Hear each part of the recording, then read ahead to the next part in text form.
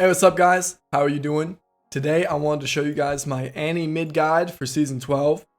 Today we're going to talk about kind of who Annie is as a character, what she likes to do, optimal runes, build path summoners. We're talking about how to play lane, basic tips, micro, things like that. And then we're also going to cover a final VOD at the end as like an example. So hopefully this can be pretty comprehensive. I want to start by introducing myself. I'm JS Method, or Jamie, or Coach JS as you guys may know me as. I've been an Annie enthusiast since season 10. I've been a Masters Plus player for a couple years. Annie was my most played in season 11. You can see here in season 12, she's my second most played, and she's currently my highest win rate champion. Early last month, I got rank 1 in NA on League of Crafts, which was really, really cool, and I maintained it for quite a while. I think I might still have it. I haven't checked in about a week. So this is really cool, and I thought what better way to kind of like celebrate this than like to create a guide. I'm also a professional coach. I've been coaching full-time, private coaching for about a year, and I'm also a positional coach for Nice's boot camp. So I'm JS Method. Quick disclaimer before I get started that this is my interpretation of the optimal way to play Annie based off of my experiences, the things I've seen, the things I've studied. There may be other players or other guides or other interpretations with different information, but you know, this is just based off of what I believe about the game. So first thing that we have to talk about when we're talking about a champion is the champion's identity. Who is Annie? What does Annie do? So the first things to understand is that Annie is a burst mage. She has high burst damage and relatively low range. What does this mean? What does having burst damage imply? Well, it means that you have low damage per second, right? If we're in a team fight and, you know, we have like an ADC, like a Jinx, and we have an Annie, Annie is going to do much more damage up front. It's much more front loaded. That's what burst damage means, right? So we have much more front-loaded damage, but the trade-off is we don't really have damage over an extended period of time, right? So we're a burst mage. We're very power spike orientated. Now this means usually Annie's success in her games comes down to how well she utilizes her spikes. These are things like her level 6, right? How do you use your first tibbers? These are things like her first mythic, right? Can you get a lot of kills on your first mythic spike? Level 3 or whatever. If you're not utilizing your spikes very, very well, you kind of fall off. She's not necessarily like an early game champion. She doesn't beat everybody in lane, but she's also not necessarily like a scaler either. She's a power spike champion, so her strength is decided by, you know, how well she uses her power spikes. She's very good at skirmishing, so she's very good at, 2v2s with your jungler. She's very good at kind of these scrappy fights. A lot of it comes down to because she has point and click CC, right? She has a stun that she cannot miss. She also has an AoE stun if she chooses, right? And both of these are very, very good for 2v2s because it's a stun. And since you can't miss it, you're really good setup for, most junglers or other people. Also, she has a bunch of damage built into her kit, so she kind of complements pretty much every, jungler or anybody you're going to be skirmishing with. She has great lockdown, good damage, some good AoE. And the last part is she really likes flanks and hitting the back line. She hates hitting the front line. Again, this comes back to her damage spread because she doesn't do a lot of damage per second. And then the front line also could block her burst damage. So she really hates hitting the front line. She really likes, flanking. So what that means, let me show you just an example here. If this is one team and this is one team, Annie doesn't want to be anywhere in this area. She wants to say, like, let's say Annie's team is here, right? Annie's going to want to flank into their team, kind of in these angles, so that they can hit the squishy people back here. She can drop her spells and then run out of vision and then do it again, right? She wants to get value out of her burst damage, then she wants to run away, reposition till her abilities are up, then she wants to do her burst damage again. Okay, so that's who Annie is. That's kind of Annie's identity. She's relatively low range. Let's get into some of the runes and builds and stuff. Okay, so this first slide here is runes. I basically use 2 rune pages pretty much every time I play. I use Electrocute, and then sometimes I'll use Predator. I actually use Electrocute like 99% of my games. I think that Electrocute fits Annie's identity and helps her do her job better than any other rune page in the game. The value of Electrocute is its front-loaded damage that is built to help burst champions, and that's very much what Annie's doing, where she's doing your damage, and then she's running away, and she's waiting for her abilities to come up until she's doing it again. What this also does is it makes her power spike stronger. If you hit level 6, and you have Ignite, and you have Electrocute, and you have R. All of this together means, based on a couple of factors, you can burst somebody with one combo from 900 to 1100 health. Now, it depends based on, stuff like their MR, your AP, like what items you have, how many autos you can get in, how many autos Tabers get in. Like, there's quite a few things that impact this. But if you take Electrocute away, you're basically dropping this down by the Electrocute damage, which actually takes people out of lethal really, really quickly.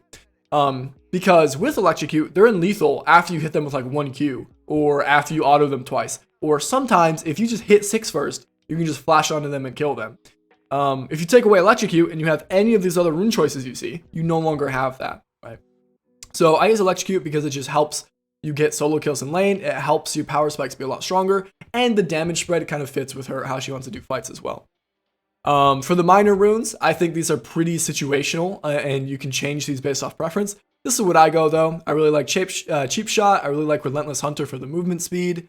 And then of course I love Mana Flow. I like to go Sorcery second.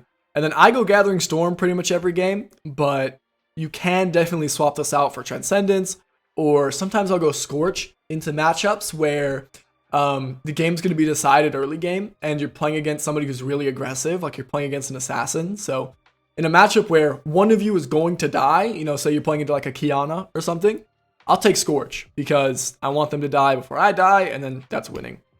I think there's also some room to take Absolute Focus. That's something that I haven't really experienced or experimented with very much, so but I have seen people take it. And of course you take Armor MR based on the matchup, and I'll do this rune page pretty much every single time. Then you have Predator. I'll take Predator very occasionally if I can't play lane. So if the lane phase is really hard, I'm into a counter matchup and my jungle is going to gank a lot, I have a Rammus, I have an Elise, I have a Rek'Sai, and I just want to run around with the jungle, then I'll take Predator. You can go sorcery secondary with Predator as well, or you can go this light blue, which is fine, inspiration. You get more flashes, you get more survivability for lane if it's a really hard matchup, or futures market. I think it's just a really good rune in general. And of course you take the armor or MR.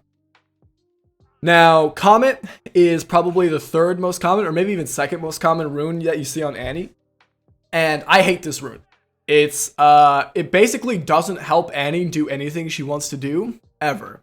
And especially because Annie is such like short range that she's never going to be able to consistently proc the Comet. Comet makes a lot of sense if you can proc it all of the time and that you have high DPS and you're trying to whittle somebody down. That's not at all what Annie's trying to do. She's trying to burst you, she's trying to get out, she's trying to do that, whatever. However, if you're playing Annie top lane, or if you're playing into a bruiser mid lane, somebody like Tryndamere, somebody like Garen, somebody like Set, these champions are champions I'll actually consider taking Comet into. I actually saw a Singed in Grandmaster mid not too long ago that I took Comet into. And it's because you actually cannot one-shot these guys. So even if your damage is front-loaded, you're really not going to one-shot these guys unless they misplay really hard. So then you just poke them down with Q, you proc the Comet as many times as you can, and they are actually in range of your Q. So these guys are kind of like unique cases because they're in range of you, even though Annie's low range, and you can't one-shot them, right? If it's an assassin, you just take Electrocute because you can one-shot them, right? So, these are really the only champions I'll take this into, or Annie top I think has some room. Dark Harvest is something I experimented with last season, and in my experience, it ends up doing about the same amount of damage as Electrocute, but the times it does the damage is different, right? So here, if I have to give you an example, I would say if this graph is like the course of the game, Electrocute's damage kind of starts very, very high and then starts to taper off, where Dark Harvest would actually kind of not do anything in lane, and then it would kind of spike in the mid and late game, and then it would be valuable in team fights. So it's definitely something you can play around with, especially if you plan on not playing lane and you plan on, roaming a lot. I think this could be okay, but not something that I personally use.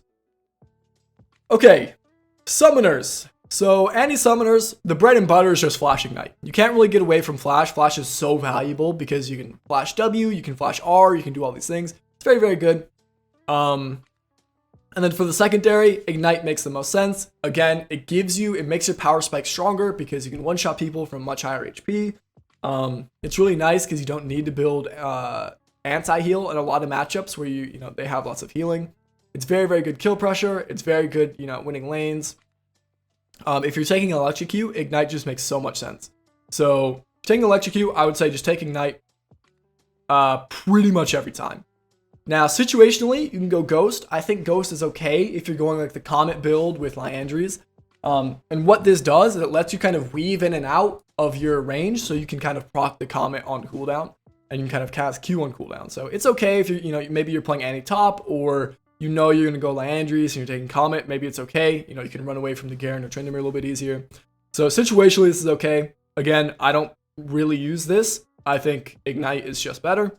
Now, Teleport used to be really, really good. It used to be kind of just the default. I would take it every game.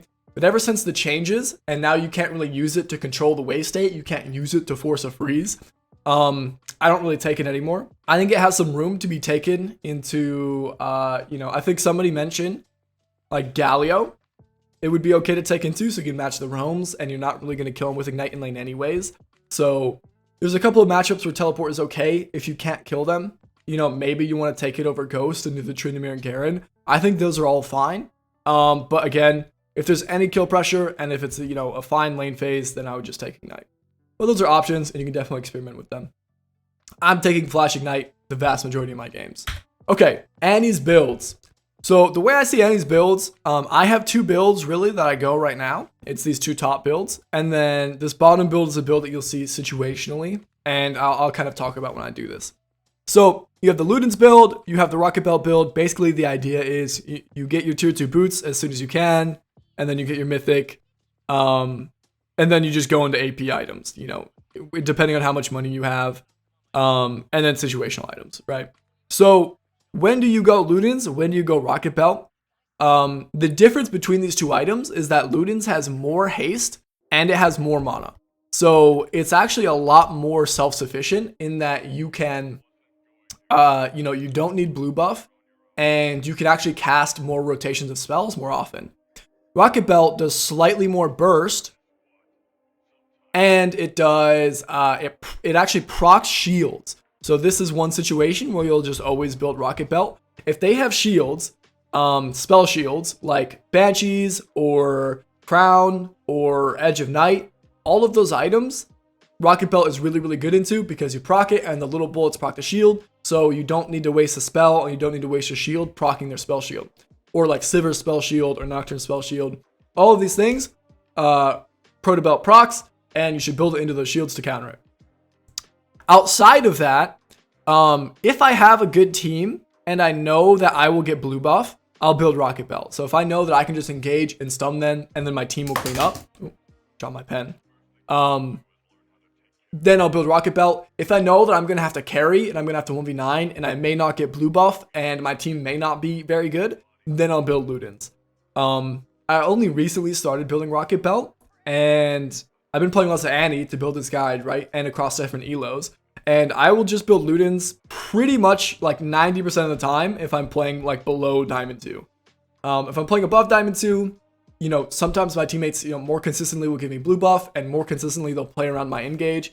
But if I need to be self-sufficient, if I need to carry, I'm going to build Ludens. I built Ludens most of the time during my climb as well. Again, unless Rocket Belt is valuable for proccing shields.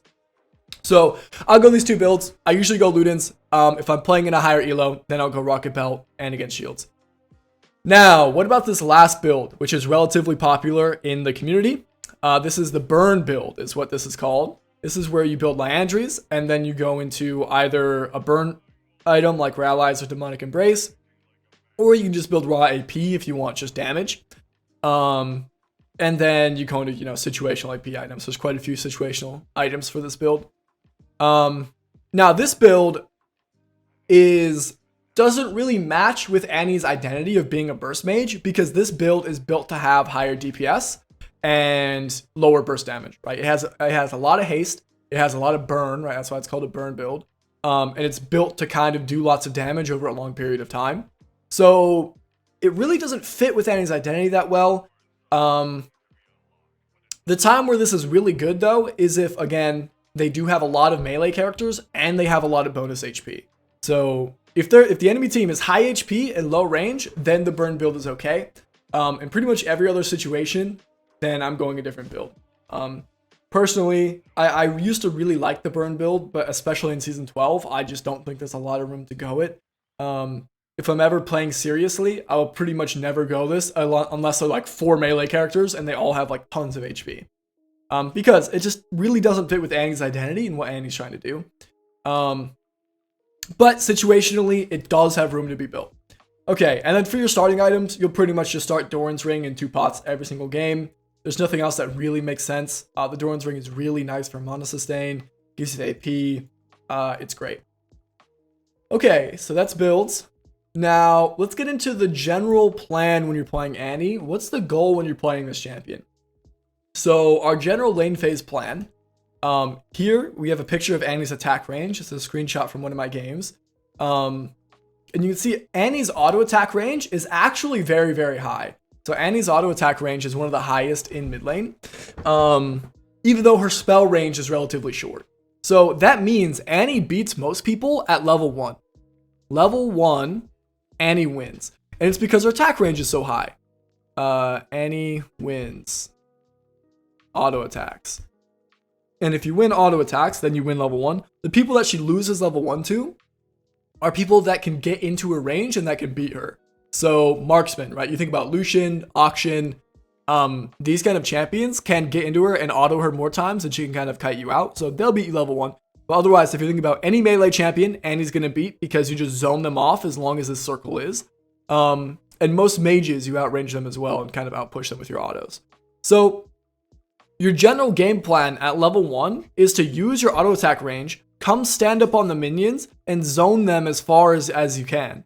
Right? This guy's not allowed to hit the minion wave because if he steps up, I'm going to be standing here, right? And my circle is going to be out to here, and the dude can't stand up to last hit these minions, right? Or he can't stand up to last hit these minions. So level 1, you should be beating people, especially if it's a melee champion, and you should be zoning them off the wave. So level 1, and actually here, I'm going to write this in terms of waves because this is a very common wave plan. So wave 1, as long as they don't beat you, you should be looking to zone with your attack range. Stand on the minion wave, zone them off the attack off of the minion wave, and then slow push. Now, a lot of matchups, I would just crash the second wave, place a ward, and then play the lane out from there. But there are some matchups you can crash wave 3. Either way, you're looking to slow push this wave until the wave crashes, and then on the bounce wave, the game plan kind of changes a little bit. But level 1, you should be beating most people. And when you're zoning like this, one of Annie's most fundamental trade patterns is the auto Q auto poke. If you are able to get an auto here, and then you are able to walk up and get a Q, you can always get the next auto attack and proc electrocute. So that's really what you're looking to do. If this guy steps up again, I'm in this situation looking to auto Q him and then auto him for the electrocute proc. And then he's like really chunked.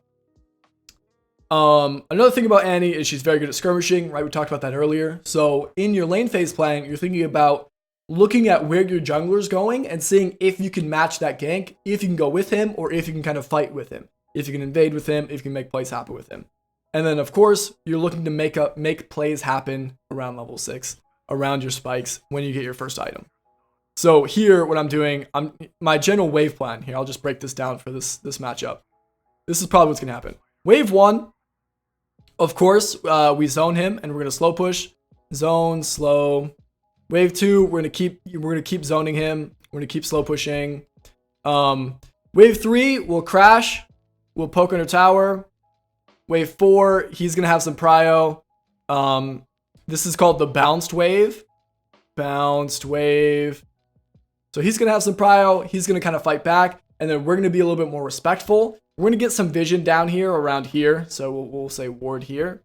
And so on the bounced wave, when he hits level 3 on this third wave, and then he's going to have the wave prio coming back, we're going to be respectful, and then we're going to try to trim it out. And then we want to kind of have the wave in the middle or in, slightly frozen until we're getting towards our spike. And then we'll look to push him out and move with our jungler, and then once we hit level 6, we'll just look to one-shot him, that kind of thing.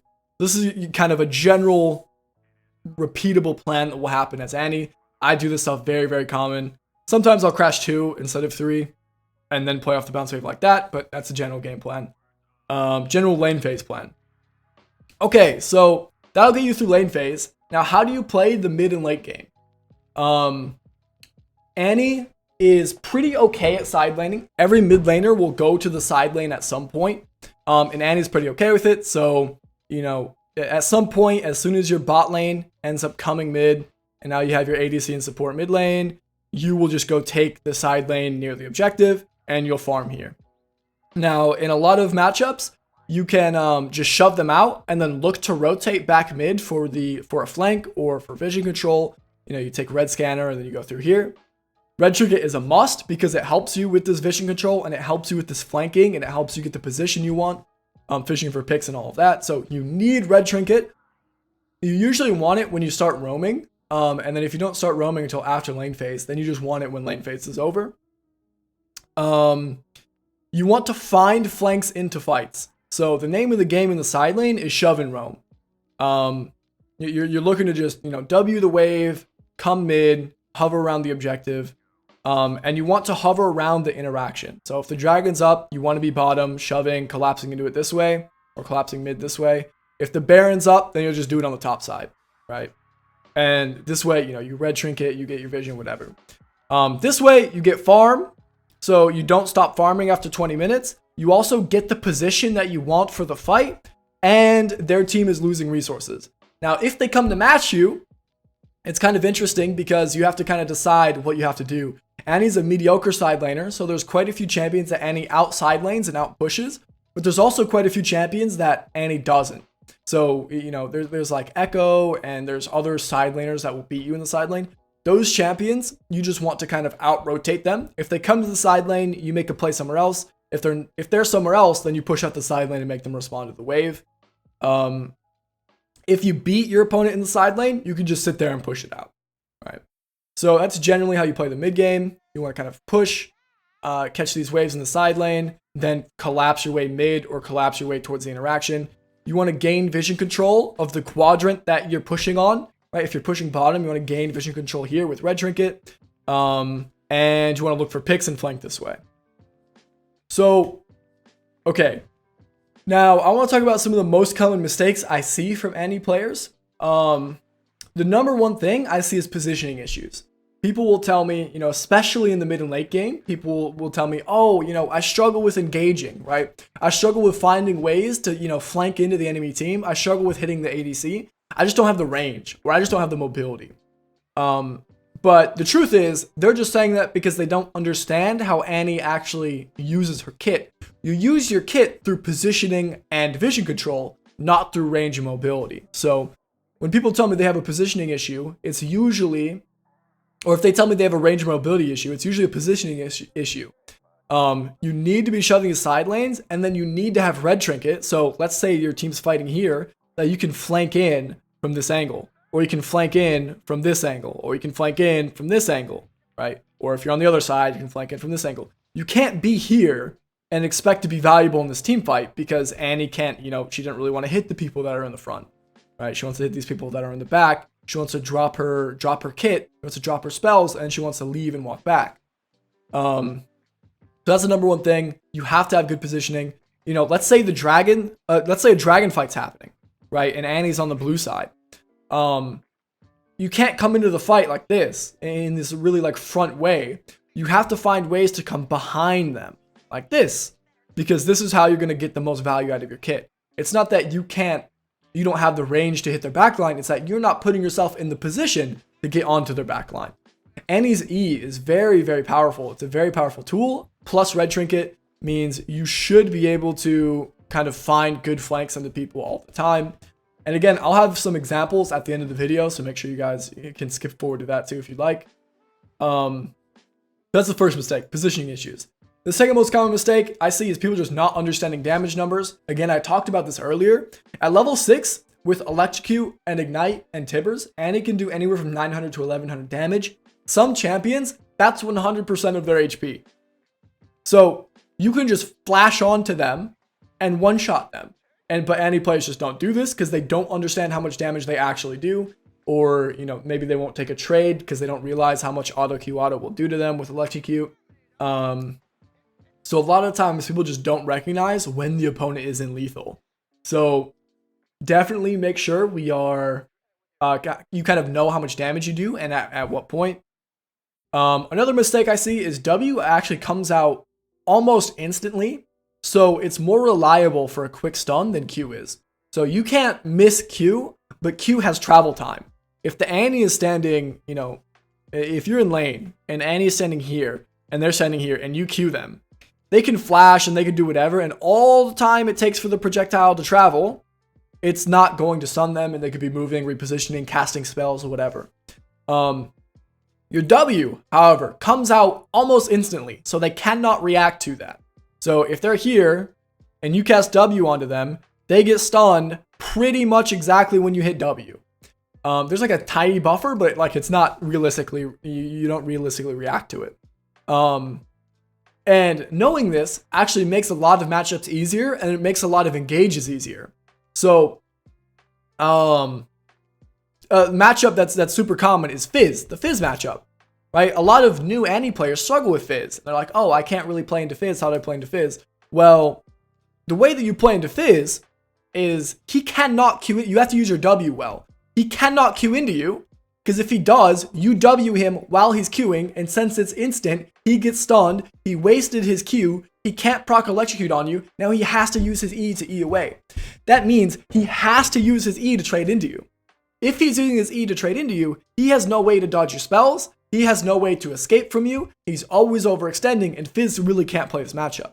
So, Fizz is a matchup that's hard for a beginner Annie player. But once you're a little bit more experienced and you know how to use your W well, it's actually a pretty Annie favorable matchup, because there's nothing Fizz can do without overextending, right?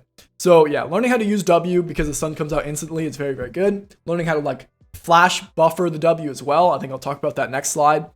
You can flash then W or flash then alt to instantly get a long range stun, right? That's exactly what I was talking about. If you hit your W, then you hit flash, what will happen if you do this very quickly is the flash will go out and then the W will come out where you flash to. So let's say you're starting here. If you hit W and then flash, you will flash here and then the W will come out here. So that means you can stun somebody all the way across the lane with your W or your alt, and it's instant because you buffered it. So it's a very common thing. Again, I'll do this at level 6 pretty commonly, pretty often against masters, grandmasters players. I will just W flash onto them and they're just not expecting it because the range is so long and they can't really play around it, or they're getting zoned, and they just die, right? So being able to buffer your W and flash, or your W and alt with flash, is very, very good. And being able to use your W effectively is a very good mark of a good Annie player. Okay, another common thing I see is relying on Q to last hit, not playing around passive. So a big thing about Annie is you can kind of trick people into not thinking you have your stun up, because Annie has 4 spells, right? So you can have only 1 or 2 stacks of your passive, cast all of your spells, and then stun them. So you can trick people that way. But also, if your passive is fully stacked and you Q to last hit a minion, they know they have space to attack you, right? So a good Annie player will get comfortable learning how to last hit with their auto attacks. It's hard because Annie's auto attacks they have like a weird pacing to them, and they have a weird projectile speed, and they're relatively weak. But to be a good Annie player, that's something you have to learn to play around. And then, kind of playing mind games with your passive. You don't want to waste stun. Another thing you can do, we kind of talked about the Q projectile speed earlier, where while it's in the air, it doesn't stun. You can also stack Q while it's in the air. So let's say Annie's here, and the opponent is here, and you throw out Q, and the Q is like halfway to them. You can stack up your passive as the Q's in the air. You can also accidentally waste your passive. But let's say your passive is 1 stack away. You can cast W or you can cast E while this is in the air. The stun will get ready, and then the Q will stun them. This can also hurt you though, because if you have your stun ready and you throw your Q, and then you accidentally W before the Q lands, then the W would be the stun, not the Q. So, Annie's passive doesn't apply on the Q until the Q lands. The Q has to hit the target. So definitely be careful about that. But you can also use that to your advantage. You can throw your Q out and your opponent will be like, oh, he didn't have his stun up. But then you cast W and E into thin air, and then all of a sudden your Q stuns and your team collapses and they die. That's something that you can use. Okay, so these are the most common Annie mistakes I see. I also have a coaching video where I review a gold player Annie uploaded on my YouTube. That'll be in the description, so if you guys want to check that out, it's definitely a good one. Let's talk about some basic Annie micro. Ha ha ha, Annie doesn't have micro, I get it, but there are some important things you have to know. Like for example, Annie's auto attack range is huge. It's really, really big. That means since it's so big, you win level 1 against pretty much everybody. And even if you're not kind of using it to push for prio, you can weave in autos all of the time, right? So the difference between me playing Annie and an Annie player that I would coach is I'll weave in throughout the lane phase, like, 10, 20, 30 auto attacks that adds up to another, 3, 4, 500 damage, where a beginner Annie player won't do that at all, right? So utilize your auto attack range, weave in auto attacks whenever you can. Again, we talked about the W thing. It comes out instantly. You can input buffer W and R with flash. We talked about that as well. E is very, very strong to use, especially reactively, or to close gaps. So especially in lane phase and sometimes at level 2, you can actually level up E at level 2 and then kind of bait people out by, you can cast E and then move forward like you're baiting to attack them, and then click back at the last second and then they'll like throw their spell at you, right? Or like, you can bait out like a Victor laser or something, or like an Ari charm. Or if they all in you, you can use your E to kind of negate the all in damage. Her E, Annie's E, reflects auto attack damage, so it's partially why she's so good into Lucian. Lucian has this double tap passive where he gets kind of 2 auto attacks, but if you use your E reactively in this matchup, then he takes the double tap damage back, and then you do your burst damage, and the dude's just taking so much extra damage. So your E is extremely good. It's extremely important to use it. It's how you gap close. It's how you bait out people's spells. It's how you react to people's all-ins. So make sure your E usage is very, very good. And then even consider grabbing it at level 2 in some cases. I know it's gotten me quite a few solo kills by grabbing E at level 2, which sounds weird, but if you can use it to gain some sort of advantage, some sort of cooldown advantage, or to react to their level 2 all-in, it's very, very strong. Okay, Tibbers macro, or micro, sorry. There's a couple things about Tibbers that are important to know. He doesn't move around very easily, so when you want to move him, you have to spam your R button a lot.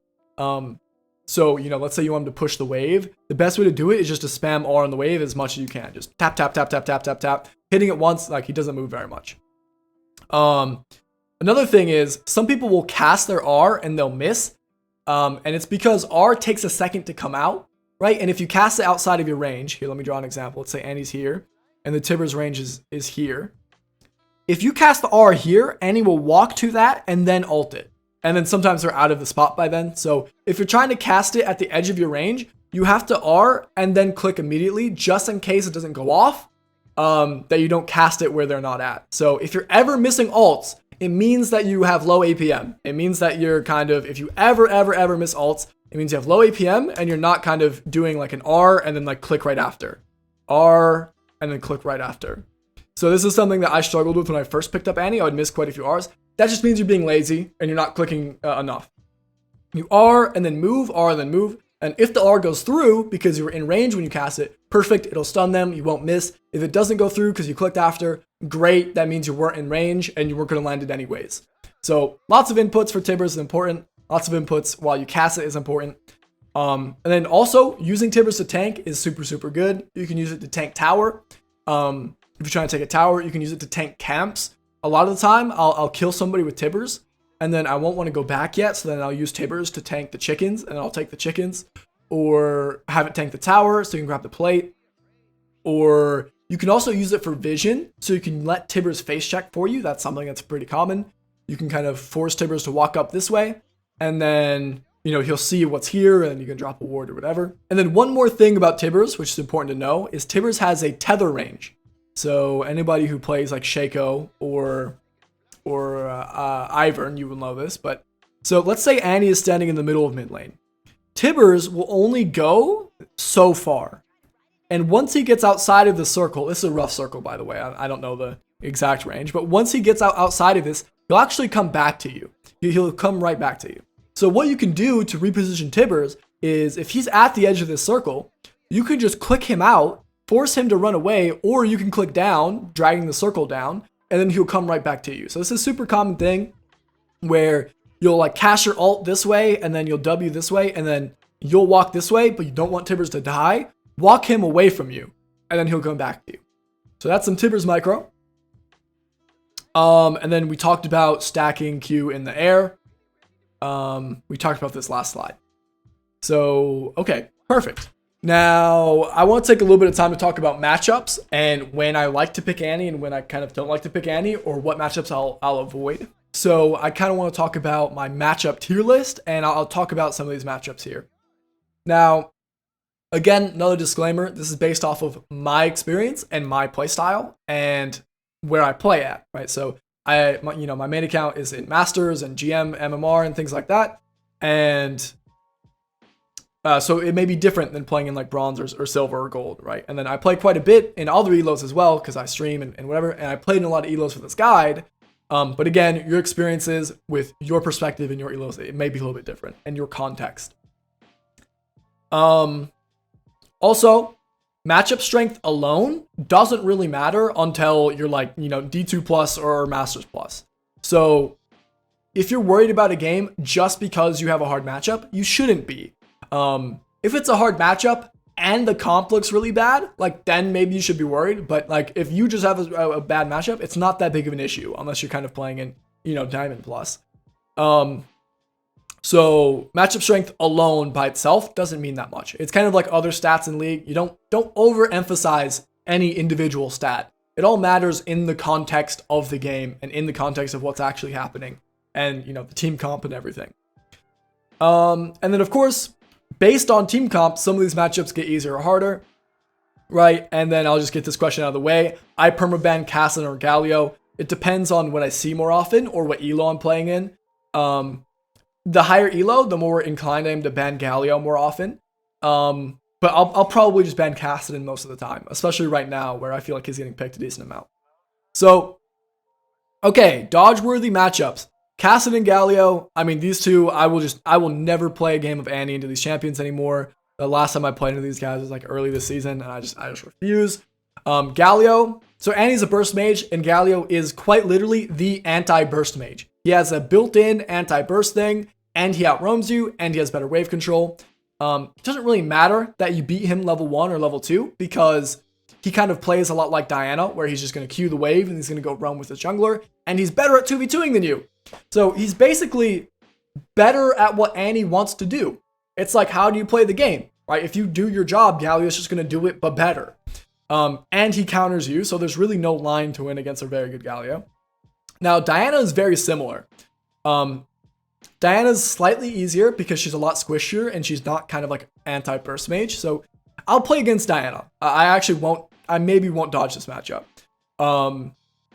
These two I will never play against. These two are a little bit easier, and I won't dodge depending on how the game looks. But Diana wants to do the same thing. Doesn't matter that you beat her level 1 because she's just going to Q the wave, and then she's going to skirmish, and she skirmishes better, and she has better wave clear, and then she all-ins you better, and it's just really obnoxious. Cassiopeia, she outranges you, and if she hits you with a Q, she just beats you in pretty much every scenario. So it's hard to kind of get into her.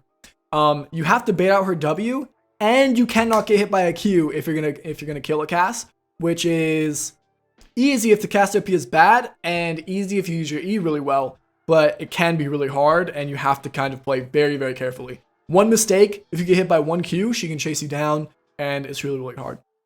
So these are the hardest matchups for Annie, for sure. Some of these other matchups, again, the tanks are really hard because like the tanks are the bruisers, the Sets, the Trindamirs, the Gallios, the Garen, sorry, are really hard because they have more HP than you have burst potential or you have mana. So they kind of make you do a different build. They kind of make you go a burn build, or they kind of make you take a different rune. But in that case, another champion would just do your job better. So just picking a better champion would be better.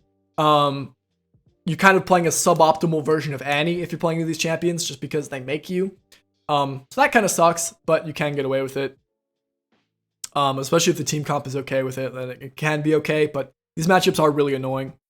The other matchups that are pretty hard are like Orianna and Victor and Azir and Zillion. Now, these champions, the reason they're hard is because they outrange you. And since they outrange you so much, you shouldn't really be able to get into their range and trade with them unless they make a really big mistake.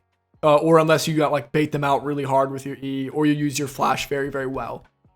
You have to play very, very well to get just even trades in this matchup. So super annoying. Against Zillion, you beat him pretty hard pre-6. But post-6, again, like he really doesn't, he'll just throw bombs at you and you'll never be in his range. And then some of these other matchups are a little bit hard. I think Zed's okay personally, but I know a lot of Annies struggle with it. A lot of these champions have lots of kill pressure that Annie has to respect. But you also can just kill these guys back. So I actually think these assassins, I think these guys are a lot easier than the other guys in this tier. So maybe these guys should be more on the left. The even skill matchups, it just depends on how you guys use your cooldowns. The Annie favored matchups, as long as you play this optimally, they don't actually have any answer to what Annie does.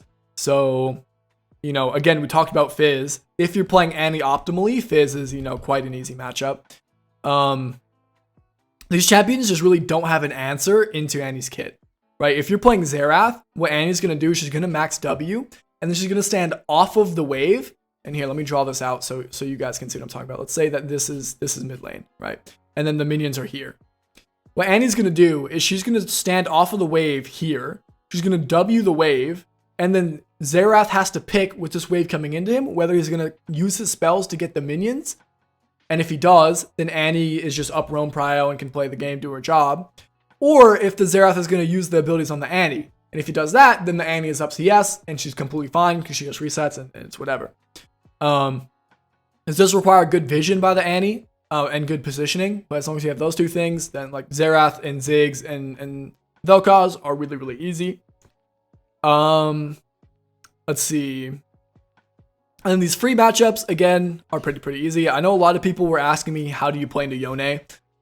Yone has two spells that are really impactful. He has his Q3, which is the knock-up, which you have to play around, because if he hits you with that, then he gets a free ult, or he gets a free all-in. And then he has his E.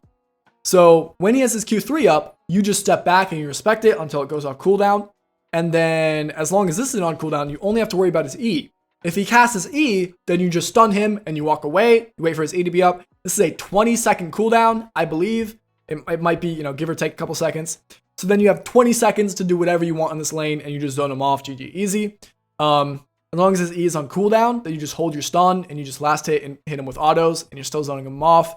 The only thing you really have to be careful of is his Q3. But since it's so obvious to see when he gets his Q3, then you just respect it for the 3 seconds that it's up. Whatever.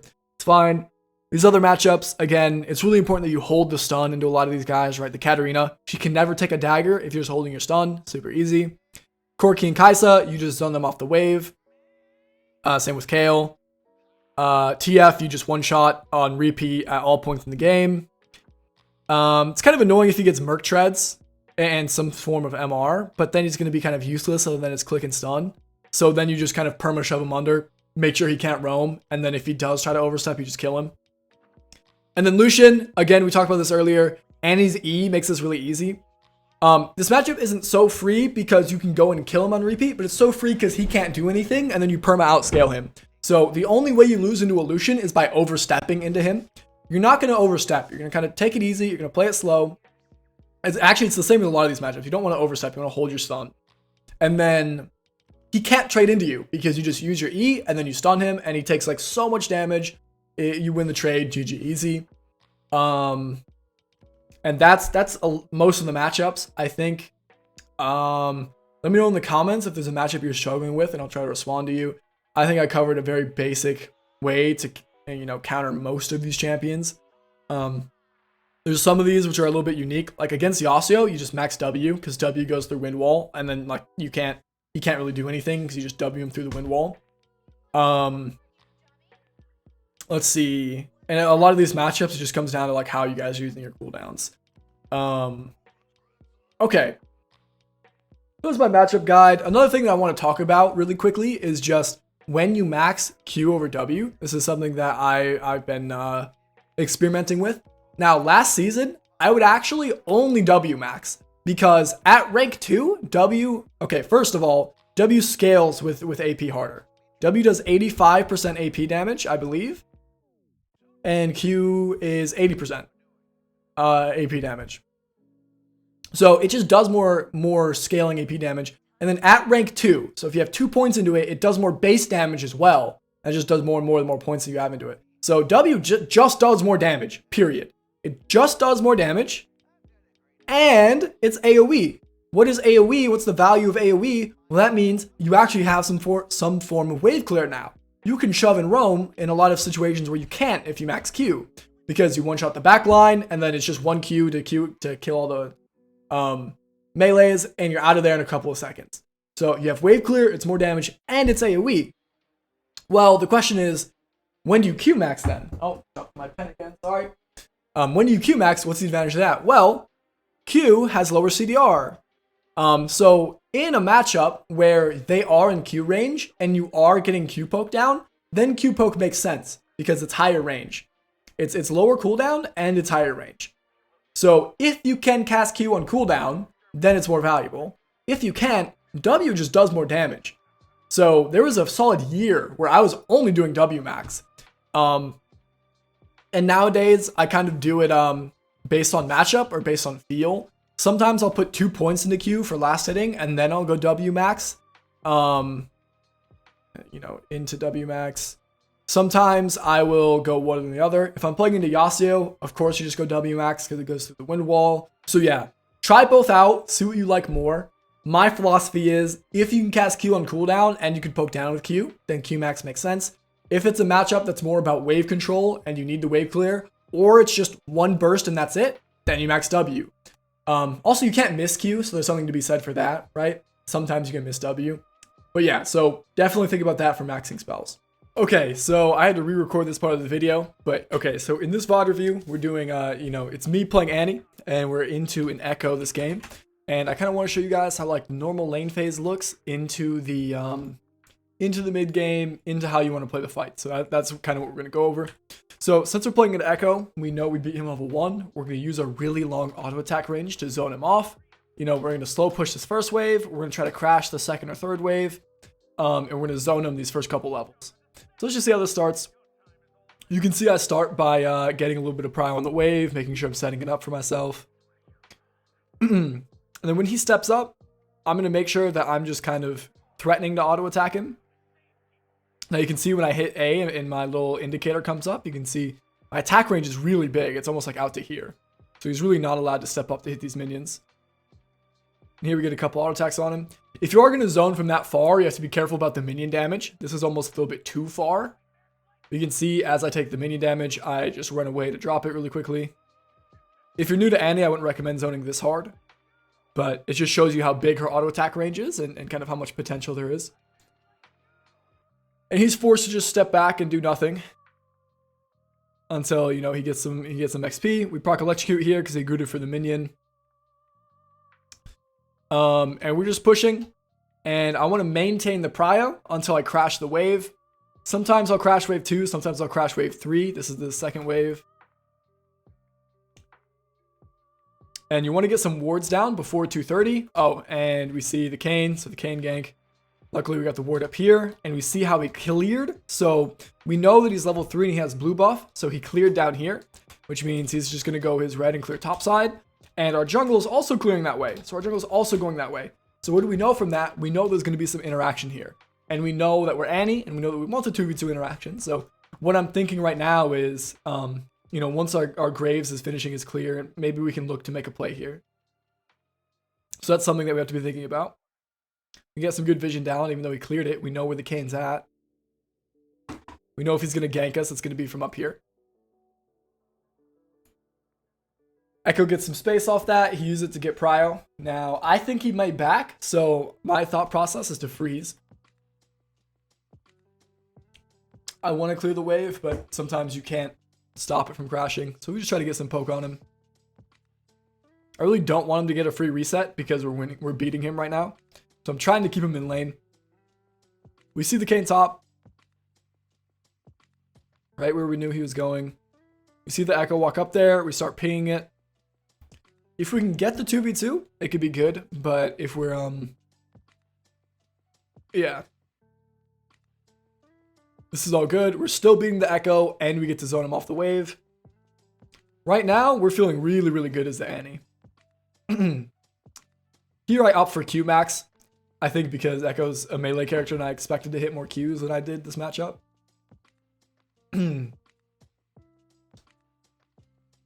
But yeah, he's completely out of corrupting potions.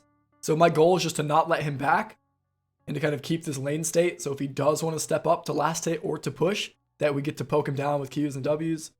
And auto attacks if we're not going to get in Q range. We use our E to get a QW. We proc the electrocute. Now he's almost in lethal. So what we're going to do again is try to stop him from backing so we can flash onto him once we have our spells up. Or we're just going to freeze while he backs, so we're up a wave if we both back right here. So he's trying to back. We go ahead and cancel it. And now we can see this is warded because the minions kept chasing me into it. So he just walked up, like really obviously, and started backing here. I'm probably getting baited. I think the Echo wants me to overstay. Yep, and we see the Cane here. That's kind of annoying. Sometimes, you know, you want to do something, but the enemy jungler kind of bails him out. So he's going to get a back reset off that. Since I placed this ward up here, this ward up by his tower, I call this the anti-roam ward. I get to see where he goes. And he actually just backs right on top of the ward. So I go ahead and try to stop this. He hops down because he has the wave, but luckily we have Graves here. And then I ping him to help shove because that wave is doomed if we don't. Now, this is like the perfect early game on Annie where we zone him off wave 1. You know, wave 1 we zone. The second wave we zone. We try to crash 2 or 3, and then we get some good vision down like right here after the second wave. And then since we poked him down very well in the first couple waves, we were actually just able to freeze for these next waves and threaten to kill him with Ignite and everything. So we froze, we made him easier to get ganked, and we almost solo killed him, but his jungle bailed him out. Then our jungle came back and got him the kill, which was awesome. And now we go back here, we match the back, and I had 1300 gold, so perfect. We get the Lost Chapter. Super nice, because we get to stay in lane now. Now at this point, I'm pretty far ahead, and I'm spiking on Lost Chapter. So again, also I hit level 6. Again, some of Annie's biggest spikes, and he's a power spike champion. I'm thinking, how can we capitalize on this? How can we use this to the best of our ability, right? So I'm thinking about moving with my jungler. I'm thinking about roaming bottom maybe. You can see I look bottom here. I look bottom and I look towards my jungle to see what's happening. I decide that I don't want Echo to be ahead this wave. It would be pretty coin flippy to go bottom right now. If you think you can pick up a couple kills, it would have been okay. But again, then you lose 2 mid waves, right? And 2 mid waves is worth 210 gold plus the XP. So we would have had to got multiple kills down here. And we actually see it's better that we didn't go. Yeah, and I should have just stayed after I made the decision not to go. That's a little bit of a mistake on my part after walking down. And now my team's resetting, so I'm kind of just chilling. It's very easy for us to get ganked right now because the bot just made a play, so there's nothing to do here. So if the jungler is going to make a play, it's going to be mid or top. So I'm trying to play slow. I'm trying to hold my stun. Holding your stun is super important on Annie, because you want to make sure, you know, especially in a situation where you know you can get ganked or you know that they're like it's very easy for you to get punished. Holding your stun just gives you like a get out of jail free card. And I know if I hit him with 1 Q or 1 W that I kill him as soon as my Ignite's up. So I'm looking to get a little bit of poke on him as well.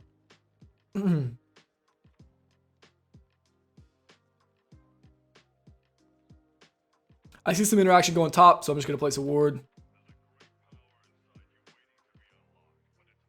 Echo stays here with me. Oh, man. And then Kane's here. That's uncomfortable. Okay, here you can see the Tibbers tether range. This is something that I want you guys to keep in mind. I mentioned this on the micro tab as well, where Tibbers is this way. and he's walking down to chase the Echo, and I'm walking up. So we're walking away from each other, which means if you guys remember, Tibbers has a tether range. So you can see as I walk, this circle that shows up is his tether range. And if I walk out of this, Tibbers will come back to me. So I just actually keep letting Tibbers walk down as I walk up to let Tibbers come to me, and then he gets to hit the cane.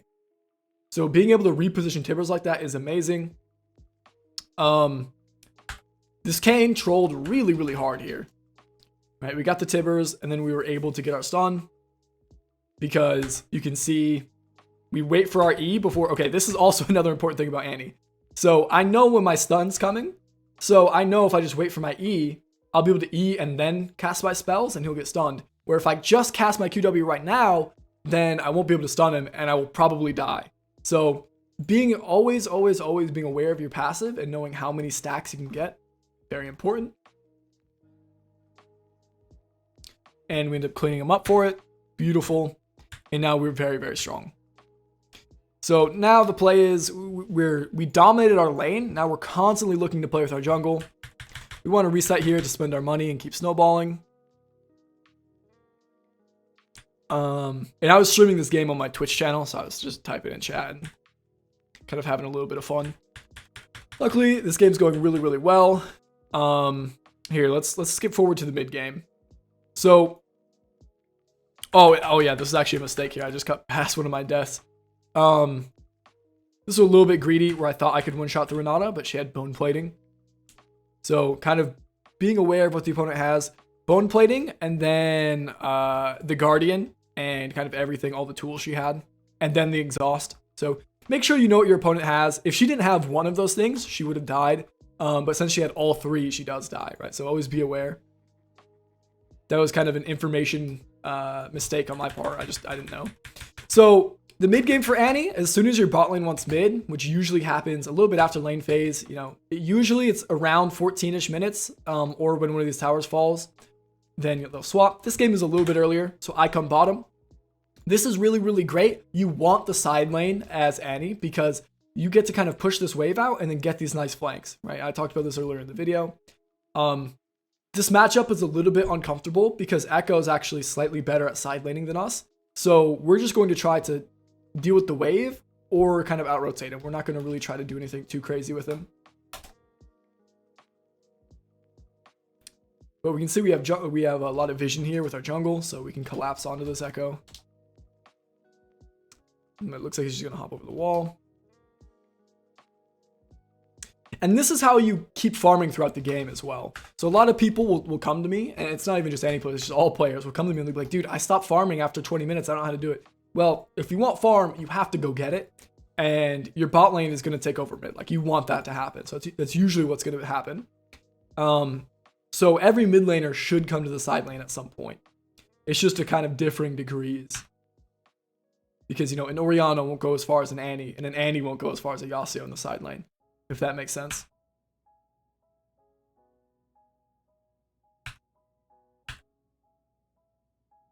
Here, we get killed because we take the dragon, so I don't actually want to be bottom anymore. There's nothing to be bot lane for. So I don't actually want to push this, and then they make a play on me because I overstayed. If you ever make a play on the map, you usually just want to reset and reevaluate so you get the lane assignments correct.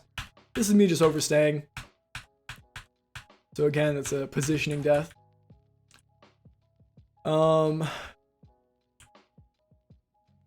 Here I come to match the Echo, and I'm just farming. I'm just farming, waiting for a play. Hey, let's skip ahead though, something happens. Okay, so here at the 20-minute mark, we can see that our team is setting up for Baron. And a super fundamental idea for Annie and most mid laners is you don't actually want to spend time hitting this Baron. That's not what you're good at. You don't do a lot of damage to it. You actually would prefer to be zoning. And as Annie, that means using our red trinket, using our vision control to get into bushes where we can get really nice flanks. So we can one-shot whoever tries to come contest it, or we can one-shot their jungle, or we can just kind of zone them off, right? So here you can see my team's doing the Baron here. Their team is here. I'm trying to position like here-ish. So I can kind of stun them this way or stun them this way. I see somebody come behind us, so I feel like I'm kind of pulled in multiple directions. What's important to know, you don't want to use spells on this Baron at all. Because yeah, I would rather use my spells to stun here. And then since I was holding my stun, we get to clean up the fight. And everything feels great. I overstay, so I get killed by the guy. I overstayed a lot this game. I'm starting to notice the pattern. And then, so we won that fight. So we come back and try to do it again. And you can notice I do the exact same thing. We kill the dude. And then I want to walk behind the pit while my team does the Baron. So I can zone off their team. And you can see my team's on Baron and I'm trying to zone them like this. I don't have any vision, so it's a little bit awkward for me to walk up. But as soon as we get vision control, I walk forward and I'm zoning them from behind the pit. Super important. We kill Kane for this, I think. I guess not. That's really sad. He should have done. Okay. So zoning and not hitting Baron is important. Let's see this other part that I pointed. So here, okay, so we got Baron and we got these two inhibs. So we know we need to break these towers. We're going to do this by pushing out top and by pushing out mid. So we can get vision control of this quadrant. And we can kind of force them to lose either in mid or top. So what I'm going to do is I know I'm going to have some of my teammates mid and have some push mid. And I know I'm going to have some teammates top. I'm going to go pressure in this. I'm going to gain vision control of this quadrant and make sure they can't rotate between these. So if they misplay or they miss position or if they have to rotate, they can't. So I'm just going to sit here. I know they want to defend this tower. Boom, we get the one shot. Right? That is any mid-game macro. You want to gain vision control with your red trinket. You saw that I scanned the jungle and then I set up in a good spot and then punish them for making movements. If you can stand in spots where they have to walk into you or they lose a tower like this, where they have to walk into me because I'm down here or they lose this tower, that's like really, really ideal anti-macro. Because you just get to one-shot them and then walk away. Here I make a mistake by taking this fight. And we don't quite end, which is really sad. Again, that was a positioning mistake. There's no reason for me to be frontlining. You want to put yourself in a position where you can cast your spells and then you can leave again. Here, I'm thinking about just flashing onto the Kog'Maw, I'm pretty sure. Because that's what my team was telling me to do. And I one-shot him. This isn't great. This was a tilt engage that I made because my team was typing, oh, just flashing the Kog'Maw. It wasn't optimal because trading 1-for-1 isn't great. The difference between like a good assassin player or like a good burst mage player and a great one is a great one will find ways to kill somebody, burst somebody, and then like leave, reset, and do it again. Right? You won't just trade 1-for-1 all the time, even if it is for their Kog'Maw. Because now this is really uncomfortable. There's some typing I'm just going to skip by. Again, we're doing Baron. So what am I going to do? Am I going to hit the Baron? No, I'm going to zone. I'm going to try to stand up here. I'm going to try to stand up here. I'm going to do this kind of thing. All right. So yeah, I actually make quite a few mistakes positioning wise this game. But I think it was a good example to show kind of how you want to play the early game, how you want to play the mid and late game, and kind of how you want to position in these fights. Here, we get to cut off the Echo, so I'm feeling very, very good. Yep, he hops over the wall. We gain control of the Baron again. And my team can start this, and I could just stand here, and they have to walk through me, or they just lose the Baron, right? So I'm feeling very, very strong here. We got the beautiful Baron positioning again, where I'm just going to zone whoever's over this wall. And they end up, you know, their team can't come through this line. So this Echo hopped over this wall. This Kane's over here. And I zoned their entire team. So Echo is just completely by himself. If their team could come through me and I wasn't zoning, this might have been really good because they could have collapsed on our team and then it's really hard to deal with. But Echo, you know, their team couldn't actually follow up on what the Echo was doing. So the Echo's just caught out. The Darius is caught out. And I think we end up ending on this push. Yep, their entire team dies. Because of that positioning and zoning I'm doing. So I think that's a good example of kind of what Andy wants to do. There's one more video here I want to show you of like perfect Baron positioning. This time our team is red side. So I know their team has to come from this side, right? They have to come up like this. So I tell my team, I even type here, I'm like, okay guys, go start Baron. I'm going to get a pick because they have to walk up this way. And we have vision control all over here. So they're going to start Baron. I come stand here. I know they have to walk into me. And, you know, they do Baron.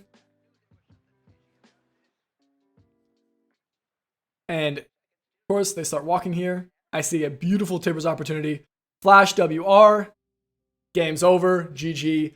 That is like the pitch perfect Annie play when you're doing Baron. Notice I don't even look at Baron, dude. I know I'm not going to hit it. I know I'm not going to go near it. I know I'm not going to cast spells on it because it's a waste of resources. It's much better to be zoning here than it is to be hitting the Baron. Right? So that's a very, very beautiful example of perfect Annie positioning.